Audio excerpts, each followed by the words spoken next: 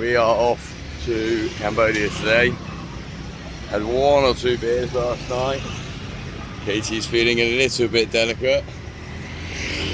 So we're just walking to go get our bus to Phnom Penh. It's about 6 hours, I think, 5 hours. And then we'll be in Cambodia, baby!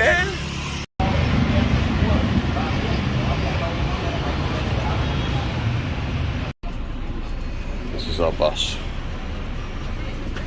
Again, we've gone luxury because we can get kickback seats. You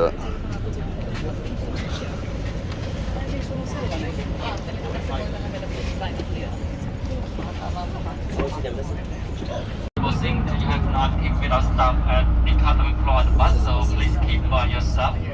Because Thank you. Thank you. A latte. Also, it's my birthday in 4 days. So we're just on the exit of Vietnam border. He took our passports, hands them in, and then calls out our name when they're done. And then next we got to do the entry into Cambodia, which I don't know if it's any easier or not, but that went pretty swimmingly. Tiny little duty free as well. I mean, tiny. That's about it. And right there, as you can see, 2 flags. This side Vietnam, that side Cambodia. And once we go through there, we'll be in a new country. 30-minute lunch in a bigger duty free. And a club duty free. Katie's just scuffing her face with a free croissant. This is the calf. Burger, chips, french fries, fried beef ball.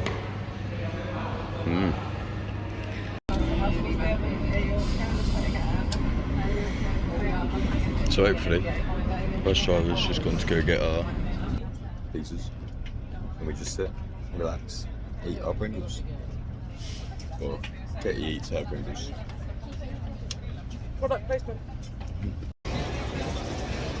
So just got off the bus at the Cambodian border now. Hey? I don't know if you're allowed to film. No, no, something like this.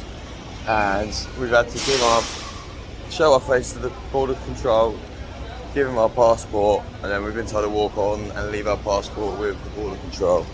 I don't think you're allowed to film it, so I'm doing this a bit covert.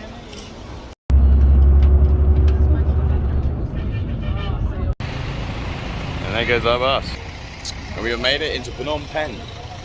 No issues, 6 hours later. And man, it's hot. So, making our way to our hotel. We're making our way downtown. So, it's a bit of a different vibe here. It's kind of more, I don't know, it feels really busy. It seems really nice actually. I kind of like it already. People seem quite friendly, although we've only spoken to one person. But conveniently our hotel is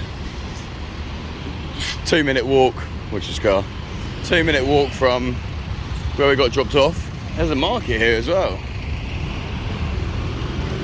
So, no thank you. Lots of tuk-tuk drivers on it. It kind of gives an India vibe, doesn't it? Like a modern India. A modern India, yeah. But Oh, very cool. no, that's okay. So that's the night market. See, Da Nang, where it had like beach and stuff next to it, this actually feels kind of foreign, you know? Like, it feels like Cambodia, I think. You agree? Definitely feels different to Vietnam. Yeah. Definitely feels different to anywhere we've been, I think. Yeah, it does. I kind of like it already. I've said that already. This is the rooftop pool. And that is seascape in the distance. Just come to a SIM card shop to get a SIM card.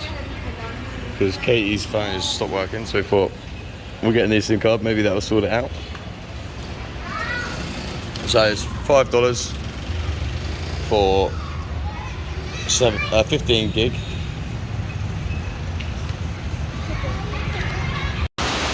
You gotta love tropical weather.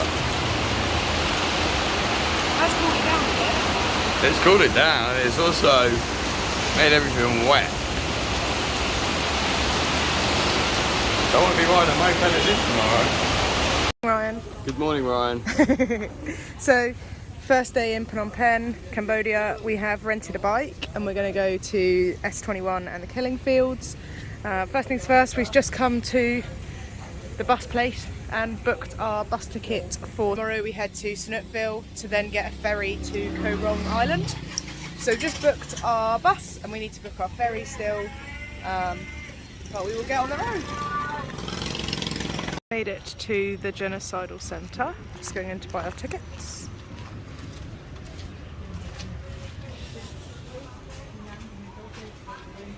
$6 each. Yeah, it was quite chilling actually. Even though it's like 30 odd degrees here, I actually had chills when we first started listening to the audio guide. It's something that we don't really get taught in school, which I think is wrong, because it's huge, it's massive.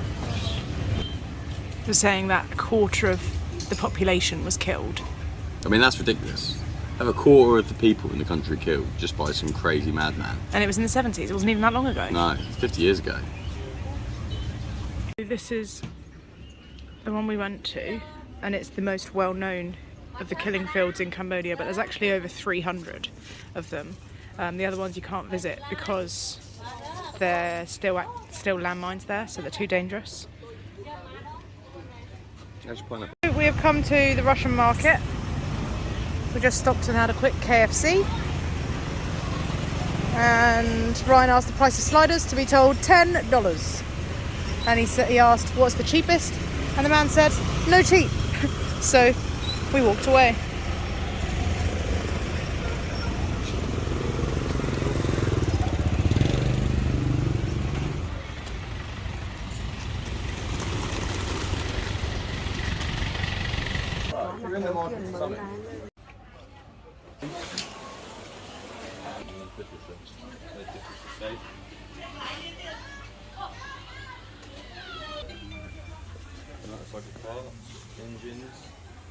So we're now leaving the Russian market and it is expensive. Probably the most expensive market we've been to since we've been away.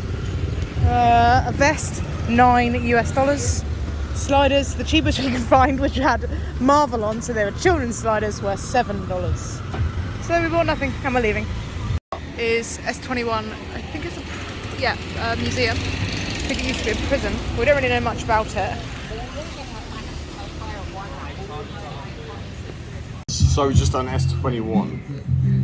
I mean, the place was built in, the place was operational between 1975 and 1979. Had about 12 to 20,000 people there, and there's actually only 12 known survivors. Used to be a high school, got turned into a prison. A lot of time prisoners would be tortured up to 3 times a day. As a whole though, it was quite a harrowing place. It was sad and very graphic. They really go into detail about what happens. It's definitely worth getting the audio guide. It was only an extra $5. I think without it, it wouldn't mean as much as with it. But I wouldn't say it's a nice place to go. It was definitely a good place to go. Something that we don't get told or taught at school in England. Yeah, we were saying we went to Auschwitz a couple of months ago, and that's obviously well known and talked about a lot, but the stuff that happened in Cambodia isn't, I mean, we didn't know anything about it, and it only happened 50 years ago. A quarter of Cambodia's population was killed and like tortured in horrific ways. Though it was, some of the things were saying they were tortured into interrogation, and if they wrote down a wrong statement or something the guards didn't like, they were beaten and then made to write a statement that the guards did approve of, and then when they got the right confession, they were killed. And then when being tortured, if they were too loud being tortured, they'd get killed. If they were asleep and their chains made any noise, they'd get tortured. It's just messed up.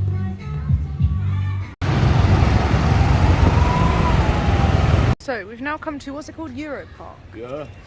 Which is, we think, replicas of famous landmarks.